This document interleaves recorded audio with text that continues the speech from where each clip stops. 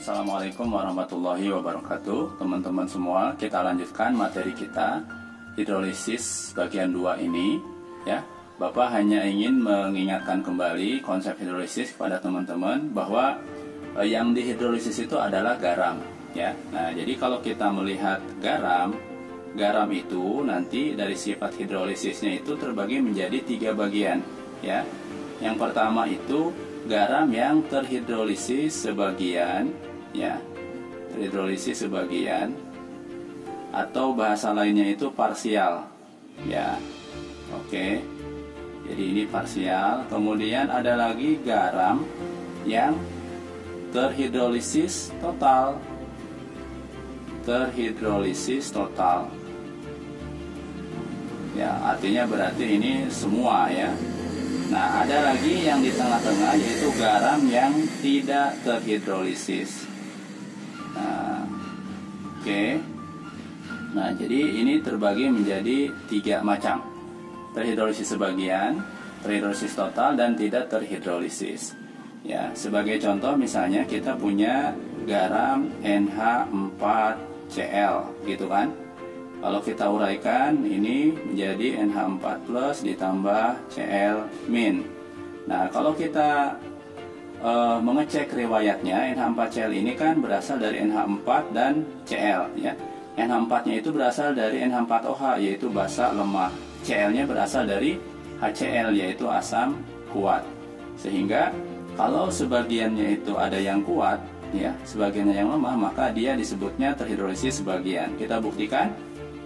NH4+-nya ya ditambah dengan H2O, ini reaksi hidrolisisnya, dia menjadi NH4OH, oke, ditambah sisanya berarti ini H+ ya.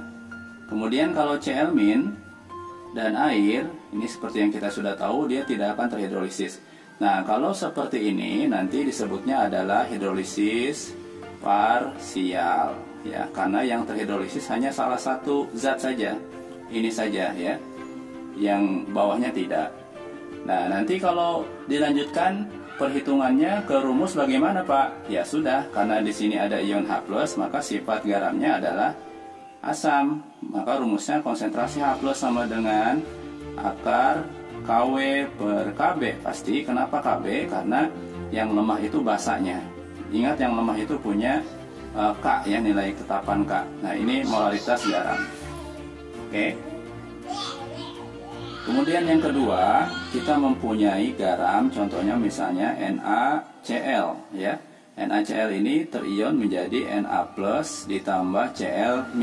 Kalau kita lihat riwayatnya, garam ini NaCl itu berasal Na-nya dari NaOH. NaOH itu basa kuat, Cl-nya itu adalah HCl dari asam kuat.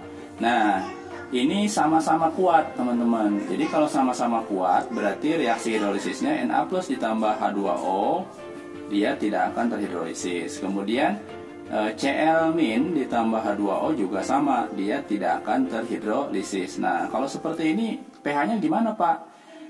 Ini yang disebut dengan tidak terhidrolisis. Kalau tidak terhidrolisis artinya berarti dia berasal dari asam dan basa kuat garamnya, maka pH-nya kita bisa pastikan, kita bisa vonis langsung pH-nya itu 7, artinya netral ya, seperti itu. Oke.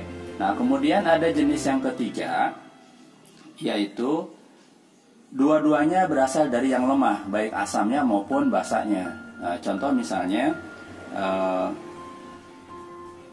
NH4 CH3 COO gitu ya. Ini amonium asetat ya. Nah, ini kalau terion menjadi NH4+ ditambah CH3COO-. Kalau kita lihat riwayatnya, NH4+ itu ini adalah basa lemah. Kemudian CH3COO-nya juga basa lemah. Nah, ingat teman-teman, setiap zat yang lemah itu dia mempunyai nilai tetapan asam atau tetapan basa ya.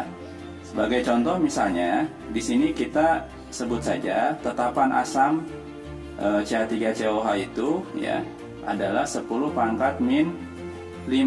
Kemudian tetapan basa KB-nya adalah 10⁻⁵. misalnya min 7 gitu ya. Ini hanya contoh saja untuk memudahkan.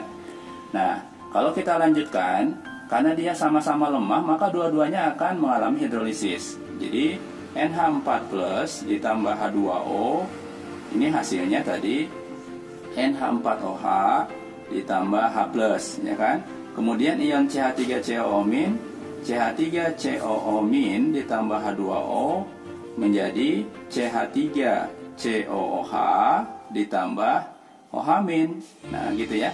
Nah, kalau dua-duanya ini mengalami hidrolisis, maka ini disebutnya adalah hidrolisis total. Ini yang ketiga tadi ya, hidrolisis total. Karena dua ion itu mengalami hidrolisis. Ada ion H+, ada ion OH-, ya kan? Loh Pak, kalau ada H+ dan ada OH- dalam larutan itu berarti dia netral dong, karena saling mengalahkan. Nah, kita tinggal cek besaran nilai Ka-nya ya, dan Kb. Ini ada syarat, kalau Ka-nya itu lebih besar dari Kb, maka bisa dipastikan pH-nya itu adalah bersifat asam, gitu. Ya, artinya apa? Jadi kalau nilai Ka-nya itu lebih besar dari Kb, maka dia sifat asam. Dan sebaliknya, kalau Kb-nya yang lebih besar, ya, Kb-nya lebih besar daripada, salah terbalik, Kb-nya lebih besar daripada Ka, maka dia bersifat basa. Bagaimana kalau Ka dan Kb-nya sama, Pak? Ka sama dengan Kb, maka dia sifatnya netral, ya. Nah, lantas rumusnya bagaimana untuk menghitung pH ini? Nah, kalau pada kasus contoh ini, misalnya NH4CH3COO, ya, nilai Ka-nya 10⁴-5, Kb-nya 10⁴-7, maka kita bisa hitung langsung rumusnya H+. Kenapa, Pak? H+, karena Ka-nya lebih besar daripada Kb. Ingat, 10⁻⁵ itu lebih besar daripada 10⁻⁷, ya. Sehingga rumusnya H+. Akar H+, H+ sama dengan akar Kw. Nah, perhatikan teman-teman, per di sini Kb, di sini Ka. Nah, dalam hidrolisis total rumusnya cukup seperti ini. Dia tidak menyertakan molaritas garam. Nah, beda dengan ini kan. Ini ada molaritas garam. Gitu ya. Jadi kalau dua-duanya terhidrolisis, maka cukup seperti ini. Ya. Jadi untuk menyelesaikan soal hidrolisis total itu, kita lihat Ka dan Kb-nya. Kalau dia Ka-nya lebih besar daripada Kb, maka rumusnya H+, ya. Dan tidak menyertakan molaritas garam. Cukup seperti ini, ya. Apakah bisa dibuktikan, Pak, kalau Ka dan Kb-nya itu netral? Kalau Ka dan Kb-nya sama, itu nilainya bisa netral atau pH-nya 7? Ya bisa kita buktikan, ya. Misalnya contoh konsentrasi H+, kalau misalnya nilai Ka dan Kb-nya sama, berarti akar Kw itu kan 10⁻⁴, ya kan? Di sini ada Kb nih, misalnya Kb-nya, nilai Kb-nya itu 10⁻⁵, misalnya gitu ya. Di sini juga Ka-nya 10⁻⁵. Oke, kita coret kan? Tuh, kalau kita coret berarti tinggal 10⁻⁴. Kalau dibuka akarnya jadi 10⁻⁷, maka pH-nya 7. Ini kalau kasusnya Ka-nya sama dengan Kb, maka dia pH-nya netral. Nah, kalau untuk kasusnya Ka-nya Kb-nya beda, maka tinggal seperti ini, kita lihat ya. Nah, oke, kalau kita lanjutkan ngitungnya, pH dari NH4CH3COO ini dengan nilai Ka-nya seperti ini, maka konsentrasi H+ sama dengan akar 10⁻⁴ per Kb-nya mana? 10⁻⁷ dikali 10⁻⁵, ya. Oke, kita lanjutkan. Kita jumlahkan 10⁻⁻19 dibagi 10⁻⁷, berarti tinggal 10⁻⁻12, gitu ya. Nah, 10⁻⁻12 itu berarti akarnya dibuka jadi 10⁻⁻6, maka pH-nya sama dengan 6. Nah, seperti ini ya teman-teman. Nah, jadi seperti ini. Kenapa pH-nya 6 atau asam? Karena Ka-nya lebih besar daripada Kb. Seperti itu ya. Mudah-mudahan bisa lebih paham tentang perhitungan hidrolisis untuk yang parsial maupun yang total. Jadi kembali lagi ke sini bahwa hidrolisis itu ada 3 macam. Tadi yang sudah kita contohkan adalah hidrolisis total, seperti itu. Semoga bisa menjadi lebih paham teman-teman. Terima kasih. Assalamualaikum warahmatullahi wabarakatuh.